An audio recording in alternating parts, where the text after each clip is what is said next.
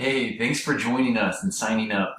We at SpendPal are excited to have you on board as you apply dynamic spending to your life. There's a lot of decisions that we make. Some are small, others are large. It's amazing that we can look back on our lives at some of even what seem like small decisions in our lives and how they made such a huge long-term difference. I think this is going to be one of those times in your life.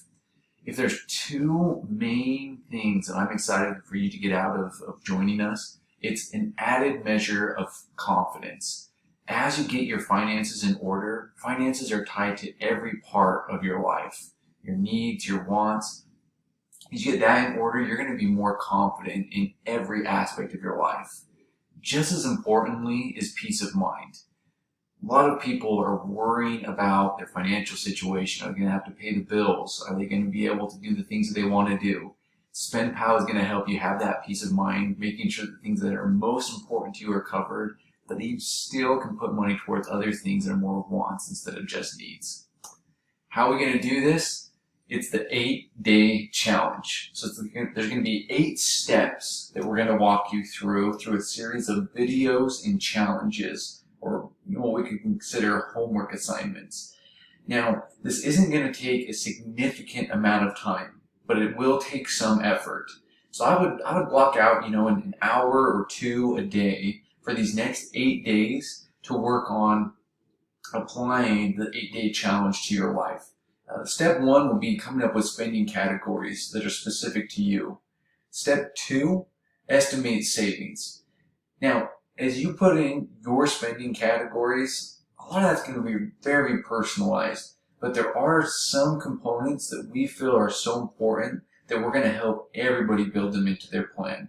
Step 2 is one of those, so estimate savings. That's going to be emergency savings. That will also be savings for other critical items that come up in everybody's life. Step 3, financial protection. You can have your budget or spending plan all set up the right way, but then hit a significant bump in the road that may require insurance to make sure that you don't go under. We're going to talk about some financial protection, different types, and how those can be applied to your life and maybe what you would need. Step 4, optimize spending. Once we have some of those major building blocks in place, we're going to make sure that your plan looks good, real good. Now, you'll notice that in the example that I gave as doing the SpendPal demo, there were some categories that weren't being filled at all. This may be you. Don't worry. During this step, we'll go through how you can make sure that your money is going towards what's most important and funding the things that you really want. Step 5, we're going to go through debt strategies. Many of you may be coming on with some debt that you're wanting to take care of. There's some strategies that we can help make sure that you tackle that as quickly and effectively as possible. Step 6, gave a high overview of the SpendPal demo in the previous video. We're going to go more in depth with SpendPal and how to apply it to your situation. Step 7 and Step 8 are more of a forward-looking kind of teaser steps. We'll look at if you find yourself in a situation that you're saying, wow, I'm absolutely buried, this just isn't working for me. There may be an opportunity to look at hardship restructuring. It doesn't apply to everybody, but there are some people that there's some strategies that can help you get yourself unburied. Others may be saying, wow, this is looking great. If I had even more money, I would be even further ahead. We're going to talk about some unique and creative ways that you can increase money and why that could be important. I want to emphasize the importance of including others as you do this. If you are married, seriously dating, have a partner, whoever it is that's sharing a bank account with you or sharing the income that you're having as a household, it's important that you are doing these exercises with them. You need to get on the same page. Now, finances are the number 2 reason why people get divorced.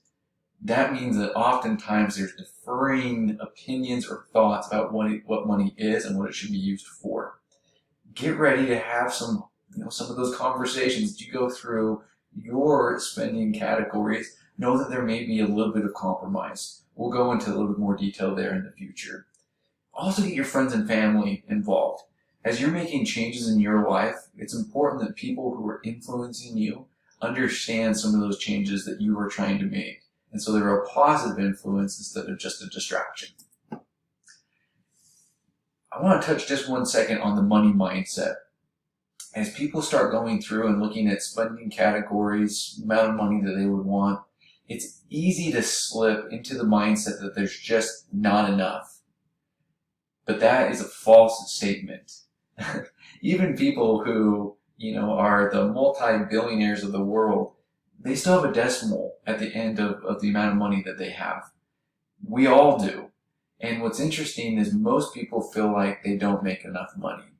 The people who are happiest in life, though, are those who say, it doesn't matter how much money I make, as long as I use it most effectively, it is enough. Pay attention to the things that you do have instead of the things that you don't have. That's the money mindset. And then know that it will be worth it.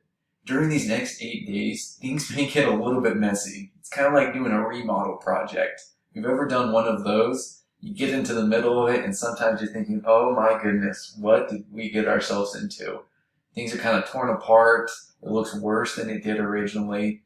But as you work through those messy points, you come out on the other side and it's worth it. It looks better. It feels better. That's what's going to happen to your financial situation. Embrace the mess. Everything will turn out to be its best.